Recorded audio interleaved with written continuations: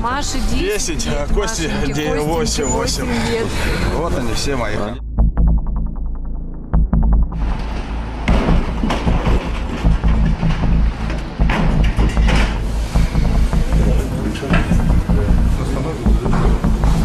Мы не знаем, где они находятся, что с ними. В больницу все объехали, в морге мы были.